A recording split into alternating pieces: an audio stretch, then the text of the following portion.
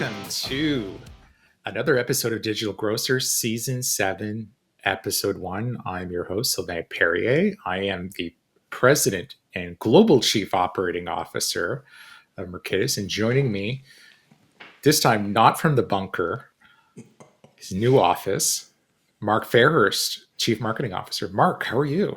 Who the hell are you? I haven't seen you in a long time. We're back. We're back, baby. Yeah, we're back. It feels like it's been like an eternity since we've actually recorded a episode of our podcast. It's been, Mark, how long? A little over a year, easily a year and a half. Yeah, at least. I'd like to put some rumors to rest. Sure, please. What are those? We didn't have a falling out. We didn't. You didn't kick me out of your basement. That's correct. That's correct. The restraining order was just temporary. Yes, I am out of the dungeon. Yes, and I'm in my abode. I need a few more accoutrements. Well, it's looking a little bit like Paisley Palace, Prince's place. Got the purple rain decor. Purple light. Oh, you're dating yourself. I am. You will have to bathe yourself in the medicinal waters of Lake Minnetonka. In any case, let me in first. They will have to, yes. So, hey, we got a lot to talk about for this inaugural episode of Season 7. There's a lot happening, and I think indeed, I think we should talk about where have we been. Where have we? A certain someone in Southern California is going to give us heck for not having been more on, I guess, with our editorial calendar. Please explain, where have we been? The press releases date back, quite frankly, a little over a year ago. In the summer of 2023, our chairman, Galen Walters, approached us in July and said, hey guys, what do you think about potentially bringing Relation Shop and Mercatus together along with Story AI, which is also part of the organization, and our tech team that's in Vietnam, MCM, for a period of time from July of 23 till our announcement in early January. We were feverishly working to negotiate a deal of bringing the entities together, and we were shepherded along by Scott Moses' team from Solomon out of New York City. I think everyone in our industry certainly knows Scott and his group, and we were working with Piper Sandler out of San Francisco. And so for the better part now, a little bit over the year, is bringing all these organizations together. And so kind of figuring out roles and responsibilities, product set, new platform, new tech. Part of when you bring an organization together or multiple organizations together in such a short period of time is how do you work with new people effectively, quickly to start generating results? And that's where we've been, really. So we had basically the Toronto office. And how many offices are we dealing with? 4. We're 4 offices. Yeah, 4 globally. And I think this has been the big change. I'll give everyone an example. And we have a team in Tel Aviv, right? The Story AI group, which are really, really good at e-commerce for the independents. So if I wake up on a Sunday, chances are, because the office is open on a Sunday in Tel Aviv, I can get up, have conversations with the chief operating officer and the country president in market on a Sunday. And then I will roll into a Sunday evening, 8, 9 o'clock. And our office, it's already Monday morning in Ho Chi Minh City, where we have the largest contingency. It's 133 people. We've already planned the week with them Thursday night. So we get a sense of how things are starting up on Monday. And if you think of that, just that time difference, then you layer in global HR, global legal, global finance team, marketing. It's a different way of operating. It's a different way of doing things. And it's been, for me anyways, interesting getting your take on this, Mark. It's been kind of exciting. It's been exciting. It's been exciting. I've been fortunate enough to be part of larger organizations that were dispersed and more global in focus. So it's not completely alien to me, but definitely dealing with the new personalities, having to learn the new product lines, having to figure out, what's my role, where else can I lean in. It's certainly been a journey, and the journey's not over. I mean, to be honest, we're not we're far from perfect, but I think we're a much stronger organization today. I think our value proposition is definitely the strongest when it comes to the sector that we serve. And I think the talent that we have, the leadership team and the team that supports the executives, best in the industry. We're fortunate now. We have 3 industry veterans in our stable of executives that have been in grocery retail, Yeah. right? You have Randy Crimmins, Monica Scherbaum. Randy's our CRO. Monica is our VP of Client Success. And you have Lee. Monica made this for me. Monica made, you got a cup, I got nothing. I got nothing. I literally got nothing. And you have Lee Lambeth, who's our Senior Vice President of Operations and who works on my team, which is great because with these 3 individuals, now you get the complete end-to-end feedback loop from, hey, how do we approach this with this new retailer or this existing retailer? They'll tell you the war stories. They'll tell you what to do, not to do. And I think that's like an amazing breath of fresh air for us. And they've been in the trenches. Right. It's one thing to be at the executive level, but another one to have grown up and come through the trenches in a grocery retail environment. It just lends a degree of credibility that you can't buy. It's funny. I was having a conversation with Lee the other day, and I asked him. I said, "Do you still wake up really early in the morning, like you're working at retail?" And he's like, "Absolutely." So if you're not up and at it and kind of digging in for your day by 8 o'clock in the morning, you've already missed out half the day because you know as much as me. In retail, you want to know what happened the night before and what to expect for the day, and the only way you can do that is like showing up early in the morning, which is great. It's a new team. It's like you said, the product set is exciting. I will say it's this really cool opportunity where you're influencing early on and you're able to really follow the retailer across the entire life cycle, but not just online now, also in store. Mm-hmm. And now we have our own data science team. How cool is that? To your point, I mean, the Mercatus, we divide the, I guess in our own internal speak, we have Mercatus Legacy and now the new Mercatus. Mercatus Legacy was great. There's nothing wrong with, the company we had and the technology that we offered, but the value proposition is just so much more in line with the changes we've seen in the industry. We knew, you and I had talked about this, that the exponentially large number of online grocery shoppers, and we saw that. We talked about it, the growth in transactions on our volume, on our platform, and the need for retailers to hang on to this audience, given the changes in the environment, the macroeconomic change, the higher cost of living, inflationary environment that we have all experienced and will continue to experience. And then increased competition. It used to be the third-party marketplaces that we would caution retailers against. Now it's completely flipped. Those third parties are now becoming commoditized. And it's the larger entities, the Amazons, and in particular Walmart, that has just redefined online grocery and continues to drive really the pace in the industry. What was a pickup dominant market has now become, based on the research that we glean with our partners at Brick Meets Click, is now a delivery dominant market. And that's a huge shift and just redefining convenience and control post-pandemic.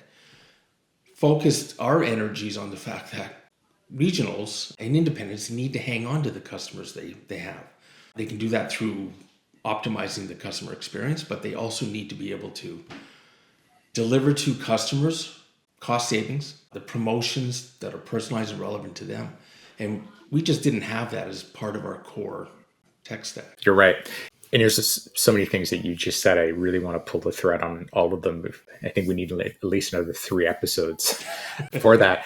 It's kind of like if you go back to season 6, we had Claire, chief economist for RBC on the call, right? And if you think of it, we were coming into pandemic, coming out of it, and then into Russia declaring war on Ukraine, and then the effects on specifically on certain commodities, right? Energy and food, considering that Ukraine is the breadbasket of Europe and parts of Africa, so the continent. And so right away we saw some issues around inflationary pressure in the industry, and then some significant trickle effect into grocery retail. And now you come into what's been mind-blowing is we're seeing e-commerce sales for grocery retail in the United States consistently beat April 2021, which was 9.2 billion, right? The latest numbers, Mark, are what, 9.5 billion? As of March, it was a 21% year-over-year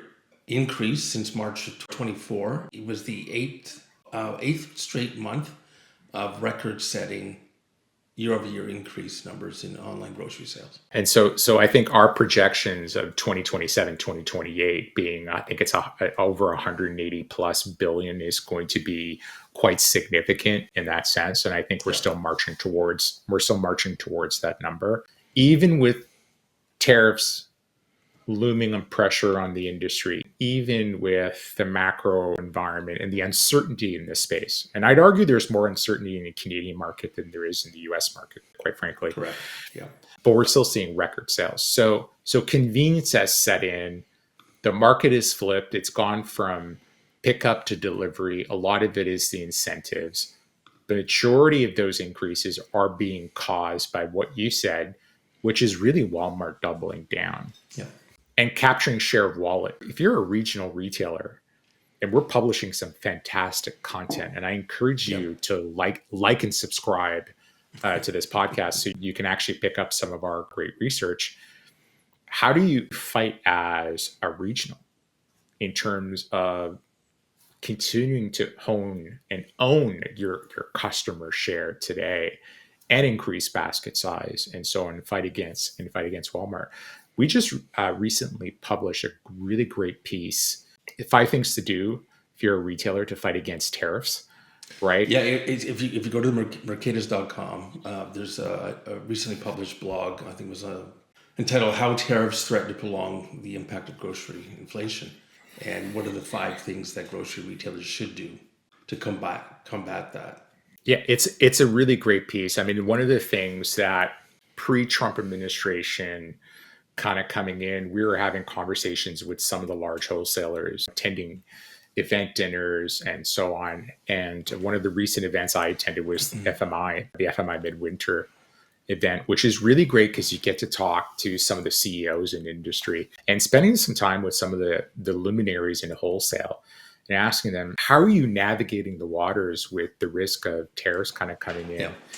And a lot of them were already doubling down and start to understand more so how to supply chains and sourcing products in other locations. I was talking to the team at Loblaws, and if you go to a Canadian Loblaws today in Ontario and you want to buy blueberries, it is quite well known that the majority of blueberries homegrown here. We had a record crop season, right? 150% production rate. The majority of those go to wholesale and they're frozen, or they go into product and they're exported into Europe. So we really don't consume our own things, but for a very short period of the season. So we import a lot of blueberries in from New Jersey. Suddenly I'm like a blueberry expert here. But you're speaking to how integrated our economy is. 100%. So now if you go into a Loblaws, and I was talking to the team, they're saying you're going to see through the Produce Depot, which is a central location in Ontario, outskirts of Toronto, where a lot of the produce comes into the country from everywhere, and it's sorted and then kitted out to the various Canadian retailers for shipping by rail or shipping by car or by truck. You're going to see now more produce coming in from South America, and it will be at a premium. I think there's no doubt about that. So, and sure enough, within a series of weeks, you could quickly see New Jersey produce coming off store shelves and then slowly bringing in the South American content for produce. And I think it's like that, quite frankly, all over right now. Yeah, there's a lot of substitution going on. And I think some of the advice that we offered in the blog, obviously continuing to have great customer engagement, but how do you retain customers in an environment where they are going to have to pay higher prices for produce, for any product that is imported? And so some of the recommendations that we're uncovering really talk about enhancing your loyalty program, implementing a subscription program, focusing on your private label. I mean, the thing with private label as well, the input costs for those products will also go up. So it may not be as expensive as a CPG product, but grocers will have to be mindful. And then making more data-informed decisions as to what your pricing should be, what products should be on promotion, how to personalize certain deal promotions to consumers that you want to be able to retain your most valuable shoppers, both online and in store. That's well said. One of the big things that we did in 24 was our inaugural Mercatus advisory panel event. Yes. Yep. Which was, we were at FMI in top of 24, and the team at Stater Brothers met with our CEO and said, hey, we'd love for you guys to host your retailers at a conference, and we're happy to participate in the process of organizing it. So in a record-breaking amount of time, we organized an event in Houston at the Magnolia Hotel. We brought in, I think it was 15 retailers. Yeah.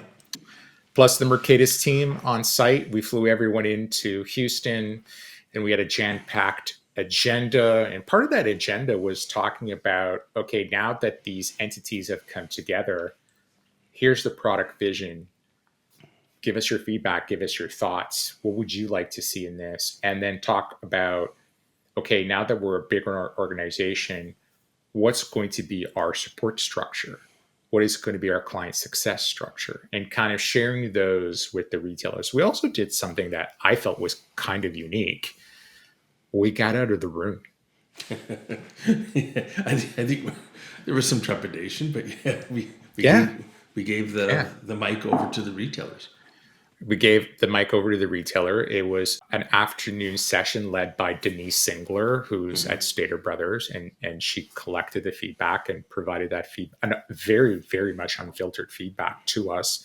And we're able to take that and learn what do we need to change, not only just from a technology perspective, but also from a policies and procedures. Operating complex and intricate software is much more than just bits and bytes, right? At the end of the day, it's also the people, the governance structure, the support structure that is behind the scenes to kind of make these things a reality. It was a great success.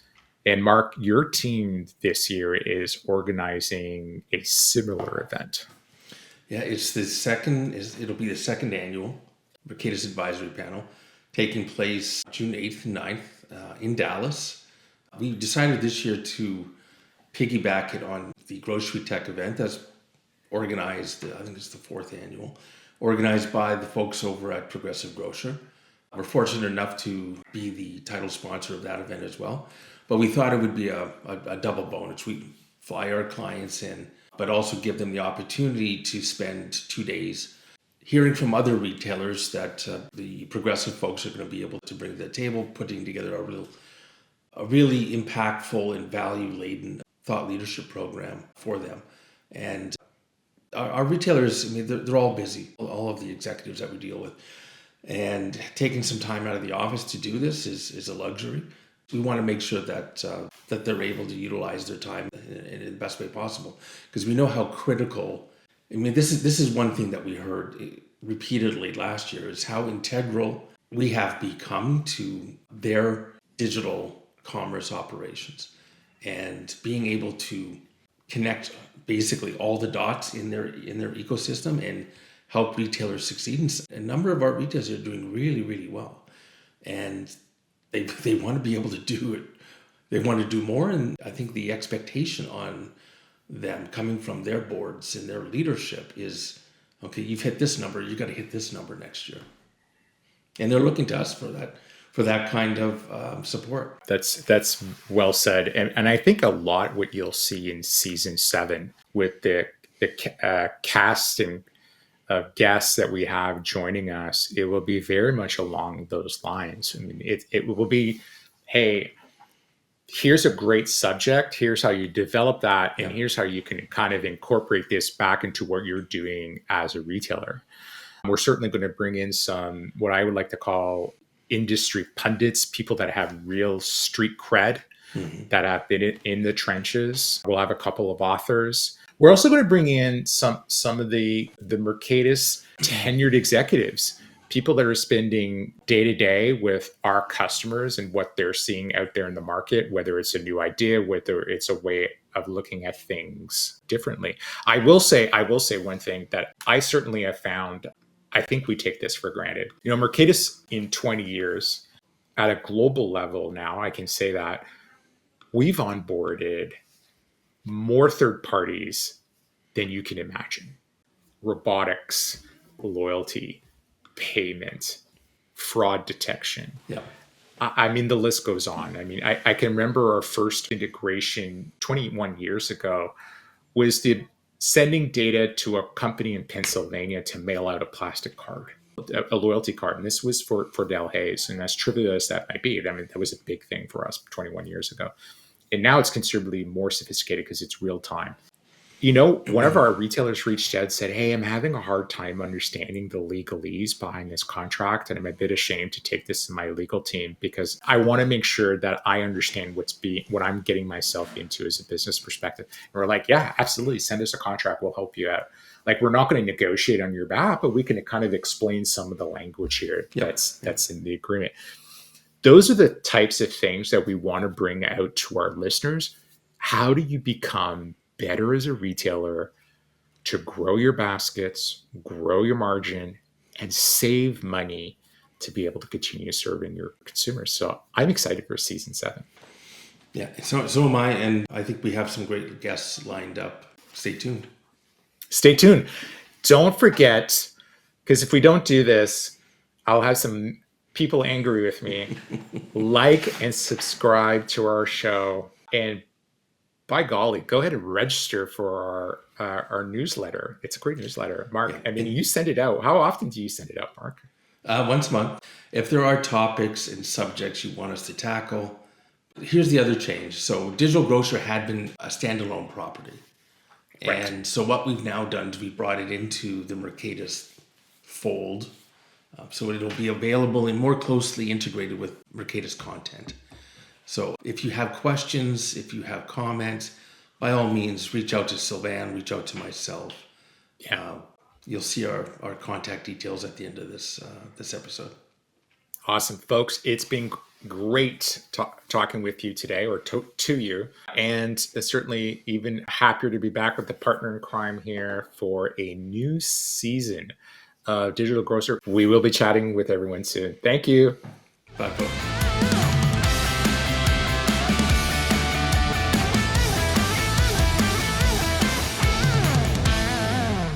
Hey, are we allowed to announce he may be on a future episode? Is he? Did you? I don't know. It is not approved, folks. I am sorry. Sorry about that.